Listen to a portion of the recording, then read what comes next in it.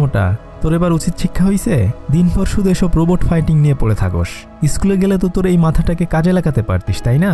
তখন হিরো বলে, স্কুলে আমাকে কি শিখাবে? যেগুলো আমি আগেই শিখে ফেলেছি ওগুলো শিখতে আমার ভালো লাগে না।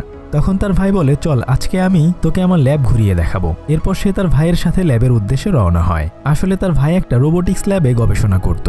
হিরোর ভাই টাডাশি তার বন্ধুদের সাথে হিরোকে পরিচয় করিয়ে দেয়। সবাই ওখানে নতুন নতুন এক একটা আবিষ্কার করছে। হিরো এগুলো দেখে অনেক বেশি অবাক হয়ে যায়। তারপর সে তার ভাইকে জিজ্ঞেস করে, তুমি কি আবিষ্কার করেছো ভাইয়া? টাডাশি তখন হিরোকে তার রুমে নিয়ে যায়। হিরোর হাতে একটা স্কচ টেপ লাগিয়ে সেটা টান দিয়ে উঠিয়ে ফেলে। আর তখন সে আউস বলে শব্দ করে। শব্দ শুনে সেখানে সাদা রঙের একটা রোবট চলে আসে। রোবটটি এসে বলে, হাই, আমি বেইম্যাক্স। আমি তোমার পার্সোনাল ডাক্তার, মানে হচ্ছে মেডিকেল ট্রিটমেন্ট দিবে এমন ধরনের রোবট আর কি। রোবটটি বলে, তুমি যখন ব্যথা পেয়ে আউস শব্দ বলেছিলে সেটা শুনে আমি তোমাকে সাহায্য করতে এসেছি। এরপর রোবটটি হিরোর সারা শরীর স্ক্যান করে তার হাতে ব্যথা কমে যাওয়ার স্প্রে করে দেয়। তখন হিরো তার ভাইকে বলে, বাহ, জিনিসটা তো আসলেই সুন্দর। তার ভাই তখন বলে, হ্যাঁ, এই রোবটকে দিয়ে ভবিষ্যতে অনেক কাজ করানো যাবে। শুধুমাত্র একটা মাইক্রোচিপের মাধ্যমে এই রোবটকে পরিচালনা করা যায়। ঠিক তখনই ওখানে প্রফেসর রবার্ট ক্যালাগান চলে আসে। উনি আসলে এখানে সবচেয়ে বড় প্রফেসর। সে হিরোর হাত থেকে ছোট্ট মেগাবটটি নিয়ে বলে, বাহ, তুমি তো অনেক সুন্দর জিনিস বানিয়েছো।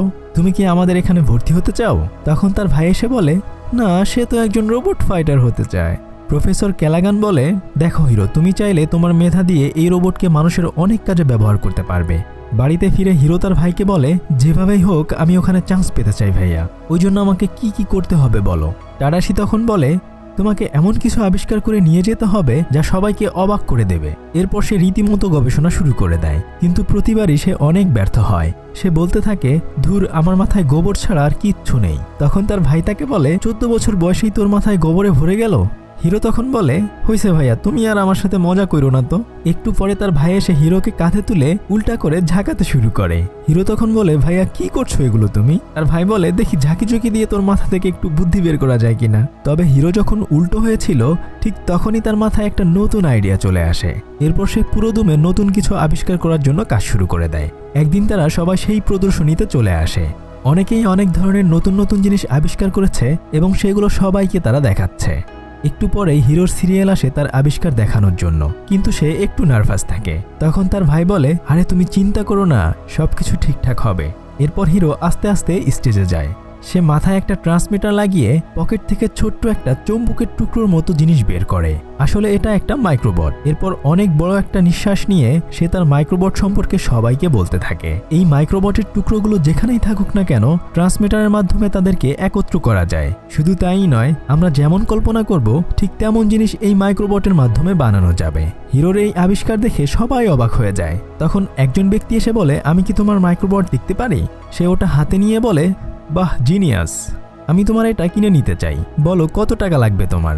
তখন প্রফেসর ক্যালাগান এসে হিরোকে বলে, দেখো, মাইক্রোবট দিয়ে অনেক কিছুই তৈরি করা সম্ভব, তবে এটা যদি ভুল মানুষের হাতে চলে যায় তাহলে আমাদের ভীষণ ক্ষতি হয়ে যাবে। হিরো তখন বলে, সরি, আমি এটা বিক্রি করতে চাই না। এরপর প্রফেসর তাকে ওখানে অ্যাডমিশন হওয়ার লেটার দিয়ে দেয়। এটা পেয়ে তারা সবাই খুব খুশি হয়ে ল্যাব থেকে বাইরে বের হয়ে আসে। বাইরে এসে সে তার ভাইকে বলে, কি কেমন দিলাম আজকে? দেখছো, আমার আবিষ্কার দেখে সবাই অবাক হয়ে গেছে। তখন তার ভাই চুপি চুপি বলে, তুই কি জানিস, তুই যখন পারফর্ম করছিলি তখন তোর প্যান্টের চেইন খোলা ছিল? হিরো তখন নিচে হাত দিয়ে বলে, হায় হায়, এ তো দেখি আমার দরজা খোলা।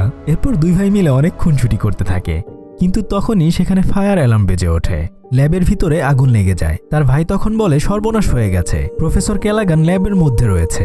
এই বলে সে তার মাথার ক্যাপটি রেখে দৌড়ে ল্যাবের মধ্যে প্রবেশ করে। হিরো তখন তার ভাইয়ের পিছনে পিছনে দৌড় দেয়, কিন্তু তখন একটা বিশাল বিস্ফোরণে সে ছিটকে পড়ে। সেদিনের দুর্ঘটনায় তার ভাই এবং প্রফেসর ক্যালাগান দুজনেই মারা যায়। বড় ভাইকে হারিয়ে হিরো একদম দিশেহারা হয়ে পড়ে।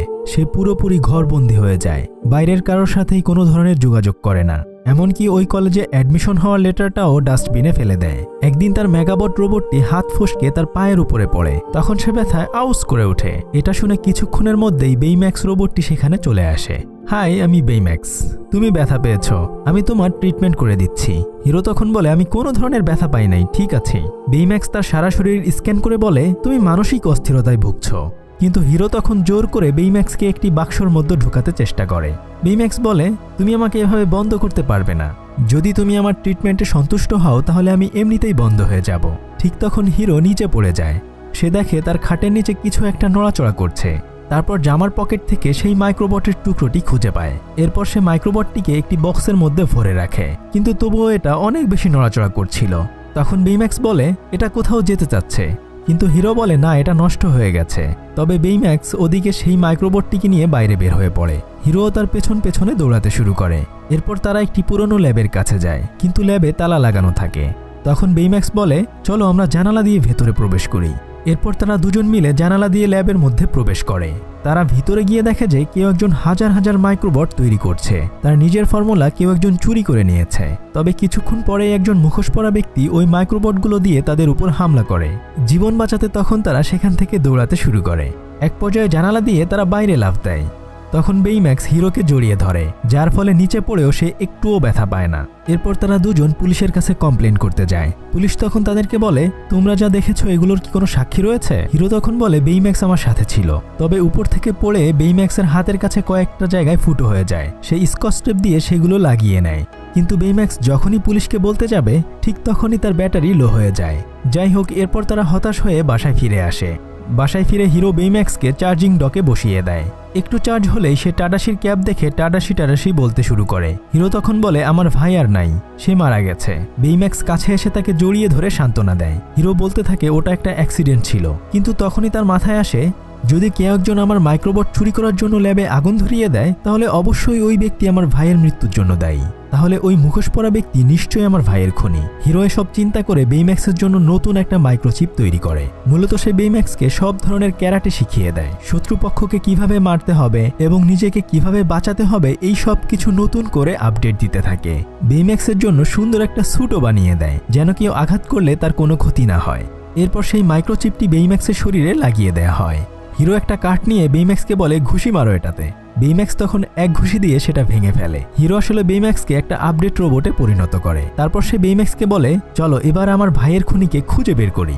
এরপর তারা সেই পুরনো ল্যাবের ওখানে যায়। বেইম্যাক্স এক লাথি মেরে দরজা ভেঙে ফেলে, কিন্তু ভিতরে গিয়ে দেখে সেখানে কিছুই নেই। তবে হিরোর হাতে থাকা মাইক্রোবটটি বাইরে বের হওয়ার জন্য ছটফট করছে। মানে হচ্ছে আশেপাশেই কোথাও মাইক্রোবটের বাকি টুকরোগুলো আছে। এরপরে সে মাইক্রোবটকে ফলো করতে করতে সামনে আগাতে থাকে, কিন্তু সে তখন পানির মধ্যে পড়ে যেতে চাইলে বেইম্যাক্স তাকে ধরে ফেলে। তখন হিরো দেখে সেই মুখোশ পরা লোকটি পানির মধ্যে থেকে উঠে আসছে।